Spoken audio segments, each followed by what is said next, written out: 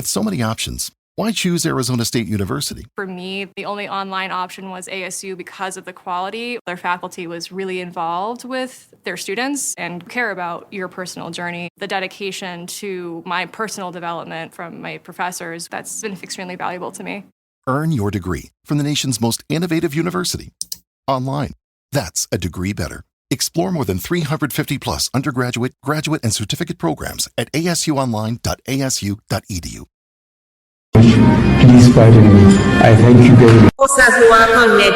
Bringing you the news in a more digital way. Anambra State Command of the Nigeria Police Force has repelled the simultaneous sporadic heavy gun shooting in Oko and Equilobia, when two separate groups of unknown gunmen engaged men of the Oko Divisional Police Headquarters in the Arumba North local government area in an early morning gun battle, and another group took over the Equilobia flyover bridge in the Aguata local government area of the state on Wednesday, resulting in the death of two members of the public and set ablaze the patrol vehicle of Agonichemba, the state special vigilante group, which, police said one of the attackers was killed during the deadly gun battle. And on Thursday, the police issued new updates, stating that an additional AK-47 rifle has been recovered from one of the fleeing assailants, while Biafra Armed Group, the Biafra Defense Forces, in a tweet on Thursday specifically denied any involvement in the mass shooting at Equilobia, stating, "Those impersonating them will one day run out of luck." According to the Biafra Defense Forces, the said incident that occurred yesterday at Equilobia is not in any way connected to Biafra Defense Forces, BRF, BNF, BLA, and BAF. Those impersonating BDF will one day run out of luck. Biafrans beware. Anambra State Police, in a new updates on Thursday, said that the police-led joint security force at Aguata recovered an additional AK-47 rifle with a fully loaded magazine in the late hours of the 9th of July 2025. The weapon is believed to have been abandoned by fleeing armed criminals following a sustained pursuit by security operatives. This development follows a violent incident in which assailants opened fire indiscriminately under the Equilobia flyover and launched an attack on the Oko Divisional Police Headquarters earlier the same day. The Anambra State Police Command acknowledges and appreciates the continued cooperation and support of residents within the affected communities. Members of the public are urged to remain vigilant and promptly report any suspicious activities to the nearest security agency. The area remains calm and under control, with surveillance and intelligence operations ongoing to apprehend the remaining suspects connected to the attacks, SP Tochukwu Akenga, Police Public Relations Officer, Anambra State Police Command stated in a press release on Thursday. Equilobia in Anambra State came under heavy mass shooting on Wednesday, when some of the unknown gunmen could be seen in the series of videos posted online by eyewitnesses took over the flyover bridge in the community and was seen shooting sporadically, which scared both motorists, nearby residents and other road users. It was gathered that the shooting lasted more than 30 minutes. In some of the videos, a lifeless body was seen lying inside a commercial tricycle popularly known as keke, while another clip shows a man lying dead inside a shop with a pool of blood on the floor. Anambra State Police Command, in a statement earlier issued on Wednesday, said that the Anambra Police-led security force contained a shooting incident in the early hours of today, the 9th of July 2025 at Oko and Equilobia flyover, Aguata local government area. The team also demobilized one of the armed criminals, recovered one AK-47 rifle, one automatic pump-action gun and 4 vehicles at the scene as the operatives sustained the onslaught operations in the area. The vehicles recovered include one red Toyota Camry vehicle with registration number NU58SC, custom color, GLK Mercedes-Benz without a registration number, golden color, Lexus 330 with registration number NU815 AP, and one ash Toyota Highlander with registration number GDD 517RW. The armed criminals unprovokedly shot indiscriminately under the Equilobia flyover. Consequently, in a swift response, the joint security team engaged the hoodlums in a fierce gun duel.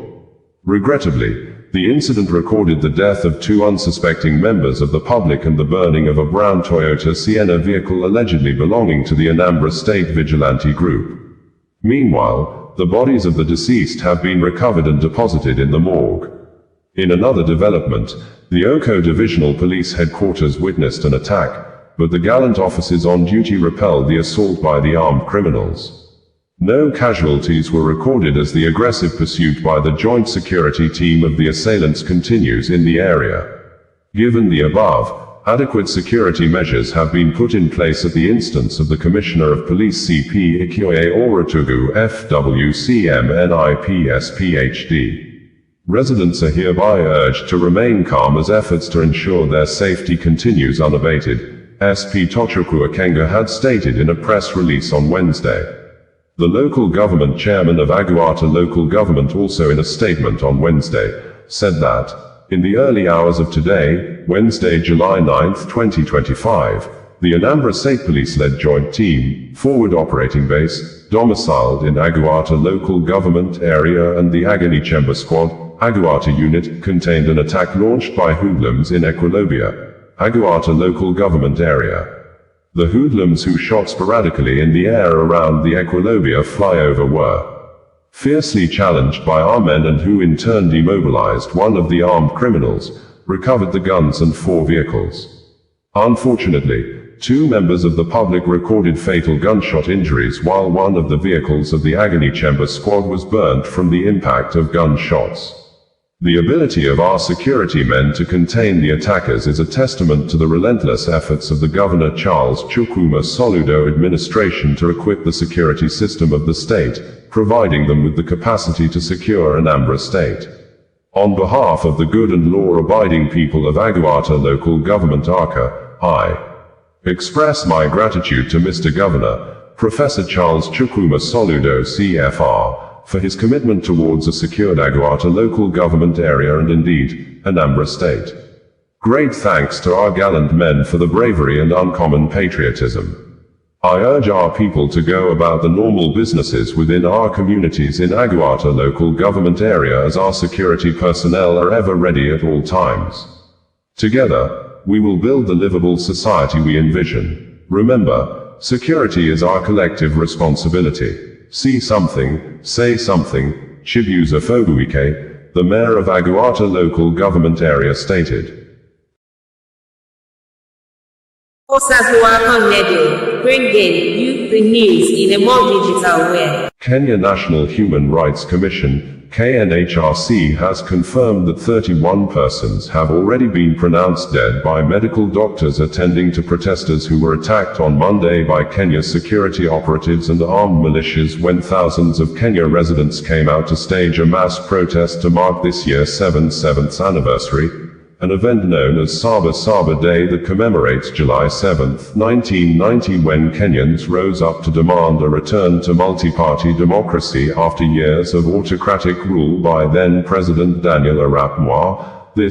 The united opposition leaders called on all Kenya citizens to declare President William's Ruto government as an illegitimate regime that is an enemy of the people, hostile to the people, killing the people by thus boycotting all government functions and activities and delegitimize the government's businesses and actions, insisting 2027 is too far for Kenyans to wait before ending the presidency of Ruto. And in a swift reaction, President William Ruto on Wednesday visited Dagoretti, northern side of Nairobi, to inspect the construction of 540 housing units project at Kilimani police station, and during the visit, the president addressed the nation and declared those are apparent protesters who attacked fellow Kenyans, police officers, security installations and businesses as terrorists, stressing, such acts are a declaration of war and he will never allow retrogressive elements who want to rise to power through shortcuts succeed.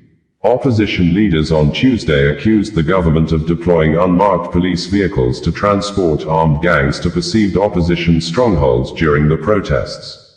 They called for a national boycott of all businesses affiliated with President Ruto's administration, accusing his government of deploying state-sponsored violence and extrajudicial killings on Kenyans. This regime is hostile. It cannot be reasoned with. It must be resisted. We will not rest. We will not retreat. We will not surrender, the opposition said in a joint statement. Jeffrey Rigathi Gachagua, one of the opposition leaders and former deputy president of Kenya, said, on the 7th of July 2025, the 35th anniversary of Saba Saba, Kenyans took to the streets to protest. Unknown to the peaceful protesters, the tired regime of William Ruto had a well-organized, state-sponsored militia working in cohort with the police to maim, kill, destroy property, and blame it on the Kikuyu community. President Ruto's ICC cases are still ongoing and were paused after witnesses disappeared. It is clear that history is repeating itself. Ruto is hellbent on finishing his unfinished business with the Mount Kenya region. To President Ruto, I say this with a lot of humility. Please stop being angry. The people of Kenya are far more angry than you are. If you truly want this to end, then restore the dignity of the payslip. When the middle class can breathe, they will create jobs for our young people. Stop the abductions, stop the extrajudicial killings. And if you want this to end, disband the killer squad. According to the Kenya National Human Rights Commission, KNHC, the Commission is still actively monitoring and following up on all reports and incidences related to the 7th of July 2025 Saba Saba demonstrations across the country. Below is a general update of the human rights violations documented by KNCHR as of today, the 8th of July 2025 at 1900 hours. Deaths, 31. Injuries, 107. Enforced disappearances, 2. Arrests, 532. Destruction of property, value unknown. The KNCHR strongly condemns all human rights violations and urge accountability from all responsible parties including police, civilians and all other stakeholders. We once again send our message of condolence to those who lost their loved ones and wish a quick recovery to those nursing injuries. The KNCHR calls upon anyone with information and human rights concerns relating to the demonstrations to share it through SMS 22359, email complaint@knchr.org and toll-free line 08007200627, stated as signed by Dr. Raymond N. Wairas, Ph.D., Vice Chairperson, Kenya National Commission on Human Rights, KNCHR. Kenya Human Rights Commission, KHRC, in a video post on Monday had stated that law enforcement officers have killed at least 9 protesters during Saba Saba demonstrations held across 24 counties. The actual death toll is likely higher. Given the nationwide scale of the protests, it will take time to verify and compile the final numbers of arrests and injuries. Press briefing notes issued by the United Nations Office of the High Commissioner for Human Rights as made available via the UN website on Tuesday. The spokesperson for the UN High Commissioner for Human Rights, Ravina Shamdasani, said, "We are deeply troubled by the killings yesterday of at least 10 people, as well as looting and destruction of property in Kenya as police and other security forces responded to violent protests in the capital Nairobi and at least 16 other counties. Lethal ammunition, rubber bullets, tear gas, and water cannons were used. Police have reported that at least 11 people were killed, 52 police officers injured, and that 567 arrests were made." The Kenya National Commission on Human Rights reported at least 10 fatalities, 29 injuries, 37 arrests and 2 abductions. We have also received reports of looting and damage to public and private property by unidentified individuals in multiple locations. It is very concerning that these latest incidents come barely 2 weeks after 15 protesters were reportedly killed and many more injured in Nairobi and other parts of Kenya on the 25th of June. UN High Commissioner for Human Rights Volker Turk renews his call for calm and restraint, and full respect for the freedoms of expression, association and peaceful assembly. It is essential that legitimate grievances at the root of these protests are addressed. We note that the police have announced an investigation into earlier incidents. The High Commissioner repeats his call for all reported killings and other alleged violations and abuses of international human rights law, including with respect to use of force, to be promptly, thoroughly, independently and transparently investigated. Those responsible must be held to account. Under international human rights law, intentional lethal force by law enforcement officers, including with firearms, should only be used when strictly necessary to protect life from an imminent threat. Our office stands ready to support the authorities in Kenya in addressing these challenges, including in the investigations. Kenya Human Rights Commission, KHRC, had earlier on Monday published CCTV footage on its X social media handle that shows how goons stormed the Kenya Human Rights Commission, KHRC, offices at 2:08 p.m. to disrupt a press conference by Kenyan mothers who were calling for an end to arbitrary arrests, enforced disappearances and extrajudicial killings ahead of Saba protests. At exactly 2:08 p.m. East Africa time, EAT today, hired goons stormed our office, sent by the state to silence dissent. They violently disrupted a press conference by Kenyan mothers calling for an end to arbitrary arrests, enforced disappearances, and extrajudicial killings targeting protesters ahead of Saba demonstrations. Saba has been marked annually as a symbol of resistance and civic courage in ongoing struggles. This was a calculated escalation in the campaign of intimidation by the William Ruto regime against the KHRC, following the extraordinary illegal rendition of our staff Martin Mavunjina, and human rights defenders holding it accountable for gross human rights violations. We will not be silenced. The Constitution protects our right to protest and speak out. See you on the streets on Monday. State-sponsored militia attacked 2 journalists and stole a laptop and phones during a press conference by Kenyan mothers condemning arbitrary arrests, enforced disappearances, and extrajudicial killings during protests. This CCTV footage clearly shows the individuals who took the items. We urge you to help identify the names. The Kenya Directorate of Criminal Investigations, DCI, must act on this evidence, arrest and arraign the perpetrators, and ensure the immediate return of the stolen devices. Kenya President William Ruto, on his verified X social media handle on Wednesday, tweeted and said, "Those who attack Kenyans, police officers, security installations and businesses are terrorists. Such criminal acts are a declaration of war. We will not allow our country to be destroyed by retrogressive elements that are seeking shortcuts to rise to power. Enough is enough." In Dagoretti North, Nairobi, assessed construction progress at the 540 housing units project at Kilimani Police Station. We had reported last year that the Kenya Police Authority has redeployed all police personnel in Mukuru area within the country capital, Nairobi, following the discovery of dozens of bodies, mostly female, wrapped in rubbish bags and dumped into a sea of Mukuru slum, which is very close to one of the country's police stations. Kenyan police are often accused by rights groups of using excessive force and carrying out unlawful killings or running hit squads, but few have faced justice, AFP report ends in quote. Public to treat this regime as a hostile regime. It's an enemy of the Constitution and of the people. It has declared war on the citizens of Kenya.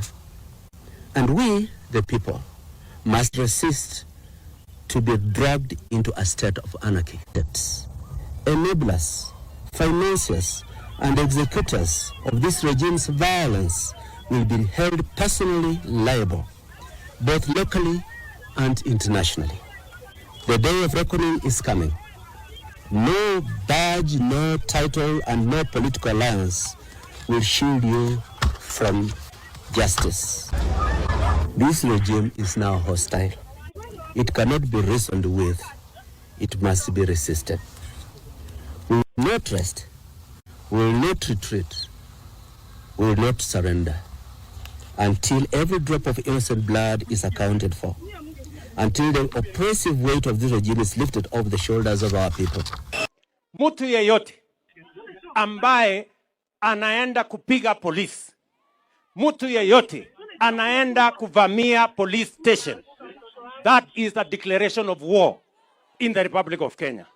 It is not acceptable. Sijui kama tunaelewana, my friends. No, enough is enough. haiwezi kuendelea tena. I will protect property ya wananchi wa Kenya, maisha ya wananchi wa Kenya, biashara ya wananchi wa Kenya. It is the responsibility of the government of Kenya, which I lead, that is going to make sure hii vita ya kuharibu mali na kuchoma biashara ya watu itakoma. It must stop. Sijui kama tunaelewana. And we are going to use whatever means that is available to make sure that we stabilize the country. We cannot accept mayhem and anarchy to destroy the development we have in. Bringing you the news in a more digital way. 3 Israeli citizens, Liran Yaakov, Natanel Aviv and Ozchai Raham, have been convicted for stealing properties belonging to victims of the October 7, 2023 massacre when groups of Hamas fighters invaded the Nova Music Festival near Kibbutz Be'eri, barely 5 kilometers away from Gaza, with over 4,400 fun seekers at the music party, and killed more than 360 persons at the music festival, which led to the state of Israel waging wars in Hamas-controlled Gaza, Hezbollah-controlled Lebanon, Iran under Ayatollah Khamenei's supreme leadership, and recently in Houthis-controlled Yemen. According to Israeli-based media, Unet News, nearly 2 years after the October 7th massacre, prosecutors asked the Be'er Sheva Magistrates Court to impose prison sentences ranging from 3.5 to 5 years and order compensation for victims on 3 Israelis, Liran Yaakov, Natanel Aviv and Ozchai Raham, convicted of stealing property from the Nova Music Festival massacre site. The defendants roamed among bodies and burned cars, grabbing whatever they could, prosecutor Tehla Needham said during Monday's sentencing arguments. She noted that some stolen items belonged to innocent civilians who fled for their lives or were murdered during the attack, adding, they desecrated the dignity of the murdered, with bodies still lying in the area. Their actions violate the most basic societal norms. The prosecution also requested a fine of 80,000 shekels, $21,000, for the defendants. Anyone seeking to rob helpless citizens will not only lose out but pay double, Needham said. The defense disputed her claims, interrupting to argue that the accusation of looting near bodies wasn't in the indictment. Saying they were near bodies or burned corpses, when it's not in the charges, is an attempt to mislead the court, a defense attorney contended, adding that the proposed punishment was disproportionate. The act was disgraceful, but not severe enough to justify such a penalty, the defense said. Judge Shoshrit responded, it's well known there were bodies there, even on October 8th. Make your arguments in turn.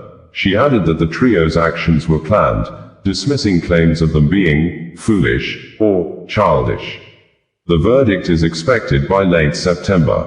It would be recalled that the Times of Israel reported on November 17, 2023 that police said that they had arrested 5 individuals suspected of stealing the sound equipment from a man murdered at the Supernova Music Festival in southern Israel, where over 260 were massacred by Hamas terrorists on October 7th. The equipment, worth some 2 million new Israeli shekels, NIS, $530,000, was found in the homes of the suspects and then returned to Matan Lior's father. The suspects, named as Ram Shaheen, Yasser Matni, Daniel Hassan, Adam Abu Rukan and son Tevel, were arrested in Karlansor, Asfiya and Daliat al-Carmel.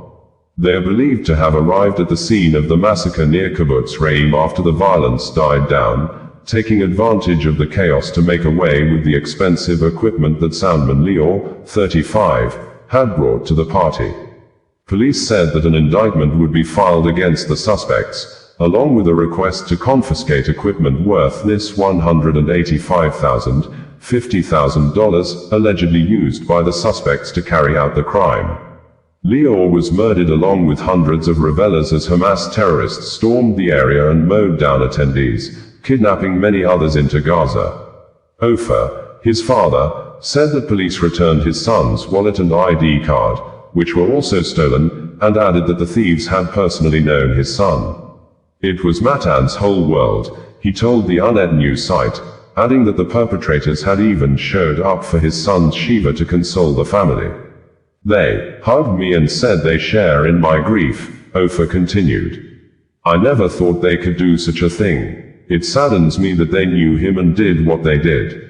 The rave was targeted by Hamas terrorists when they stormed into Israel via the destroyed Gaza border fence on October 7th. Gunmen embarked on an onslaught in southern Israel, killing some 1,200 people, mostly civilians, and taking some 240 hostages. Al Jazeera on November 18, 2023 narrated the Hamas attack at the music festival with a report stating that the Hamas fighters who attacked a music festival in Israel on October 7th, killing hundreds, likely did not know in advance about the event and decided to target it on the spot, Israeli media has reported, citing police and security sources. According to a copy of the first Israeli police report into the attack, obtained this week by Israel's Channel 12, Palestinian fighters had originally intended to attack nearby Kibbutz Re'im as well as other villages near the Gaza border. They found out about the music festival with drones and from the air as they parachuted into Israel. Some 4,400 people had reportedly been at the event that Saturday when Hamas broke through Israel's high security barrier, which includes radar system and underground sensors, and attacked military posts and villages in southern Israel, killing 1,200 people, mostly civilians, according to Israeli authorities. This Saturday, Israeli newspaper Haaretz reported that the growing assessment in Israel's security establishment, based on the police investigation and on interrogations of captured Hamas members, is that the group had not planned to target the event. While police found maps of the target locations on the bodies of killed Hamas members, none was of the festival location. An additional finding supporting the assessment, according to Haaretz, was that Hamas militants did not approach the festival from the direction of the border but from a nearby highway. In addition, the event had originally been scheduled to take place on Thursday and Friday, with Saturday added to the program only on Tuesday that week. The report also found that most of the festival goers had managed to leave the event by the time Hamas showed up and the massacre began. The large majority of people who were at the event managed to flee following the decision to disperse the event made 4 minutes after the rocket attack, according to a senior police source quoted by Haaretz. The police investigation also found that an Israeli military helicopter opened fire on the assailants but also hit some people attending the festival. No further details were provided, Haaretz reported. An investigation into the incident revealed an Israeli military combat helicopter that arrived at the scene from the Ramat David base fired at the terrorists and apparently also hit some of the revelers there, the news report cited an unnamed police official as saying.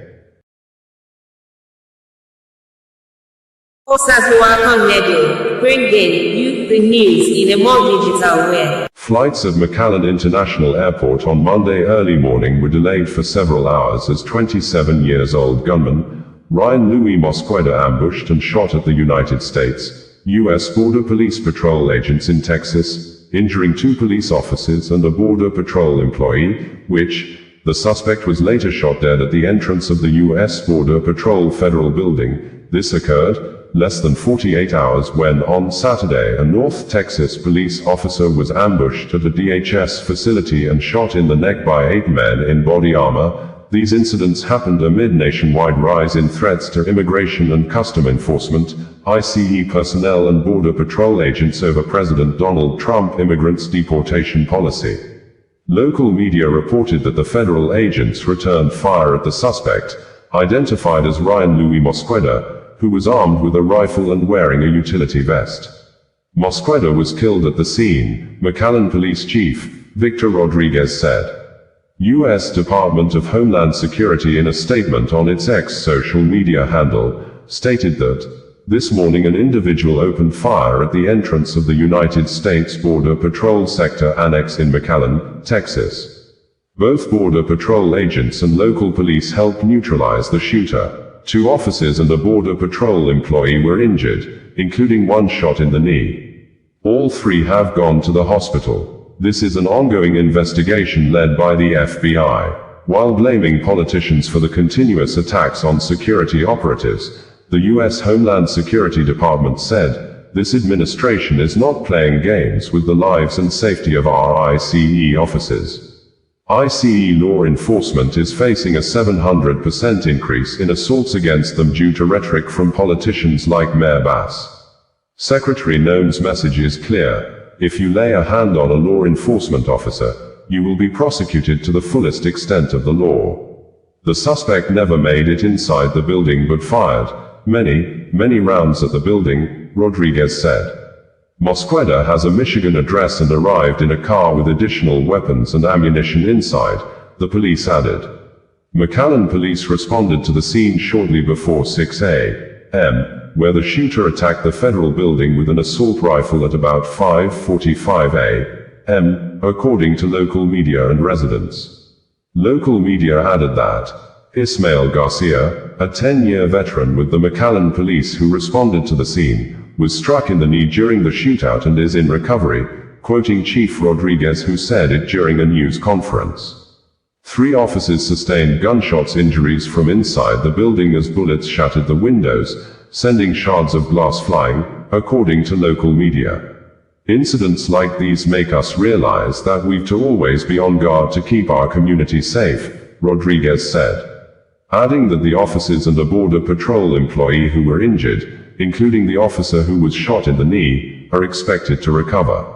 It was gathered that law enforcement officers at the scene found additional assault weapons and ammunition in the vehicle, and spray-painted writing was found on the side of the vehicle. Police is yet to provide further details of the lettering and stated that it's unknown if it's connected to the attack. Mosqueda is believed to have some ties to the community, as he was reported missing from a Weslaco address, approximately 18 miles east of McAllen, at 4 a.m. However, Rodriguez could not disclose the nature of those ties. Rodriguez said a motive for the attack remains unknown and declined to call the attack an act of terrorism, saying not enough information is available. However, the FBI will now lead the investigation as the incident involved an attack on federal offices and a federal building. Flights at the nearby McAllen International Airport were delayed for several hours as law enforcement secured the area. U.S. President Donald Trump, a Republican, has made combating illegal immigration a top priority, sending troops to secure the U.S.-Mexico border and launching aggressive raids in U.S. cities, which led to widespread protests by Americans against the White House policy. The anti-illegal immigrant policy supported by Trump's hardline Republican base have also led to pushback from Americans concerned about arrests of non-criminals and enforcement tactics that include officers wearing masks to hide their identities. Images from the scene showed Cordis Die, a Latin phrase meaning hard day, written on the driver's door of the white, two-door car. Cordis Die is also a fictional populist revolutionary movement in the Call of Duty, Black Operations 2 video game, according to fan websites as reported by Reuters.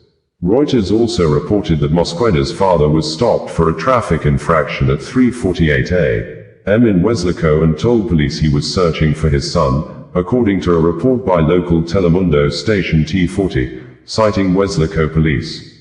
Adding, Mosqueda's father, Jose Mosqueda, told an officer his son had a mental deficiency, had not taken any medication and was carrying firearms in his vehicle, according to the T40 report.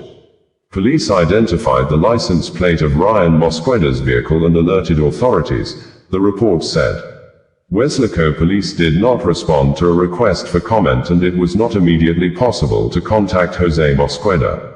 The facility where the shooting took place houses Border Patrol's Special Operations teams, according to a former U.S. Customs and Border Protection official. Flights at the nearby McAllen International Airport were delayed for several hours on Monday as law enforcement secured the area. It would be recalled that several suspects were taken into custody after a police officer was injured in a shooting at an Immigration and Customs Enforcement detention facility in Alvarado, Texas, in the late night hours of 4th of July, 2025. Local media reported that just before 11 p.m., the Alvarado Police Department said it was called to the 1200 block of Sunflower Lane, outside the ICE Prairieland detention facility, on a report of a suspicious person. When officers arrived, they saw a person who appeared to be carrying a firearm, according to a news release. Alvarado police said that when one of the first responding officers tried to engage with the person, an unknown number of suspects opened fire. At least one bullet struck an officer in the neck, police said. The injured officer was flown from the scene to a Fort Worth hospital, was treated and later released, Alvarado police said. According to Alvarado police, several armed suspects were taken into custody after trying to flee the scene. Forces who are connected, bringing you the news in a more digital way. Imho State Command of the Nigeria Police Force has given reasons why a suspected kidnapper, Obinna Orji, who the police said his gang are responsible for series of kidnapping and armed robbery in Anambra, Delta and Rivers states, has not been charged to court since he was arrested, while condemning an ex-social media post published by an account holder named Fisayo Suyombo, who has raised alarm that the police arrested and detained Obinna Orji, he described in the post as a businessman, for 8 months without charging him to court. In a swift reaction on Saturday, Imho State Police Command, in a statement issued and made available by the command spokesperson, Okoye Henry, narrated and listed the alleged crimes committed by the detained Obinna Orji, saying, "The kind of crimes Obinna is allegedly involved in are capital offenses that police has no right to grant his bail, and the delay in taking him to court is because the alleged crimes cut across multiple states which required more time for proper investigation." Fisayo Suyombo, who often introduces himself as an undercover investigator, had tweeted on X social media on Saturday with a photograph of the police officer in charge of the case and said, SP Ola, the officer in charge of the anti-kidnapping unit of the police in Imho, has been detaining Obinna Orji, a 43-year-old businessman, for 8 straight months without charging him to court. SP Ola says nobody, not even the IGP, can compel him to act otherwise. And the police replied and said, the Imho State Police Command is aware of a recent misleading publication on the social media platform X, authored by Mr. Fisayo Suyombo, alleging the unlawful detention of one Mr. Obinna Orji by the officer in charge of the anti-kidnapping unit, CSP Olademeji Odiyewa. To set the record straight, Mr. Obinna Orji is a key suspect in multiple high-profile cases of kidnapping and armed robbery. He is an ex-convict previously remanded at the Akigwe Correctional Center, 2017-2019, over conspiracy and armed robbery charges. His most recent arrest was based on credible intelligence, linking him to a criminal syndicate involved in trafficking stolen vehicles acquired through violent crimes. Consequently, Obinna Orji and his syndicate ran out of luck when they kidnapped Chief Ekena Okafor on the 15th of November 2024 and dispossessed him of his Toyota Highlander SUV, a gold necklace, and other valuables worth over 20 million nairas, after which a ransom of 10 million nairas was paid.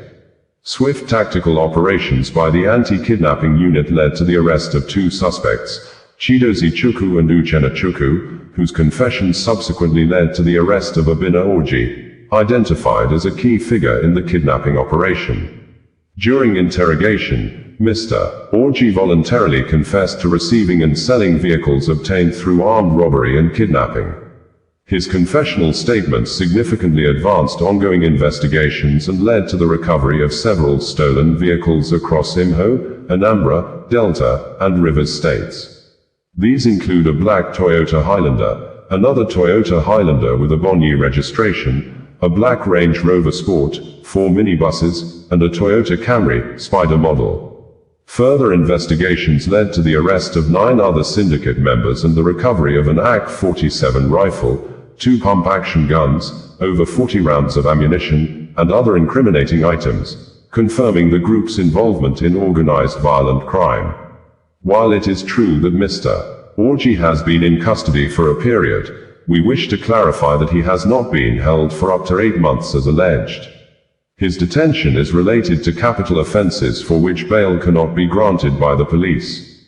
Moreover, the complexity of the investigation, spanning multiple states and involving several suspects, has necessitated his continued detention, particularly as his cooperation remains crucial to unraveling the syndicate's operations.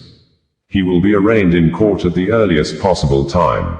The Imho State Police Command wishes to emphasize that CSP Odiyiwa and his team operate within the confines of the law and remain accountable to the professional and ethical standards of the Nigeria Police Force. Any allegation of human rights abuse or professional misconduct may be formally reported to the Complaint Response Unit, CRU, or the X-Squad Unit for prompt and appropriate action. It is unfortunate that such a serious matter of national security was misrepresented and published without first seeking clarification from the command. Issues of this magnitude demand responsible and professional reporting, not sensationalism. The Imho State Police Command remains unwavering in its commitment to transparency, the protection of human rights, and the enforcement of the rule of law. We call on the public to disregard any misleading narratives and continue to support our ongoing efforts to make Imho State safer for all, the police stated. Bringing you the news in a more digital way. Bringing you the news in a more digital way.